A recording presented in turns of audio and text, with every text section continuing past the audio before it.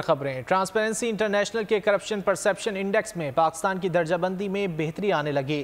پاکستان فہرست میں 140 سے 133ویں نمبر پر آ گیا۔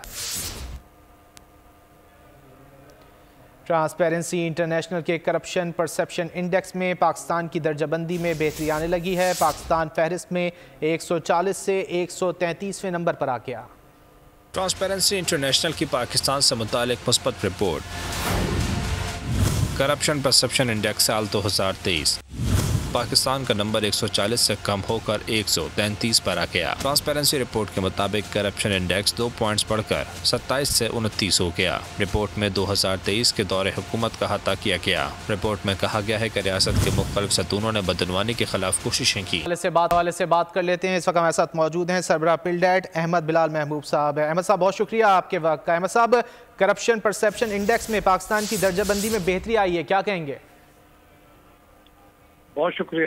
جی ہاں، یہ بہت انٹرسٹنگ ڈیولپمنٹ ہے، پاکستان کے لیے خوش آئند ہے۔ اگرچہ 2 پوائنٹس ہی صحیح، لیکن سکور میں اضافہ ہوا ہے، ورنہ ہم 2018 سے مستقل ہمارا سکور کم ہوتا چلا جا رہا تھا۔ پی ٹی آئی کے دور میں 2018 سے جب ہمارا سکور ہائیسٹ تھا 33، کم ہو کے 2022 تک 27 تک آ گیا تھا۔ پھر اب یہ تھوڑا سا اضافہ ہوا ہے۔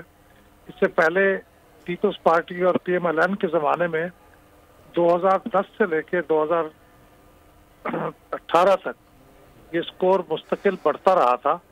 23 تھا 2010 میں، اور پھر یہ 2018 میں 33 تک پہنچ گیا تھا۔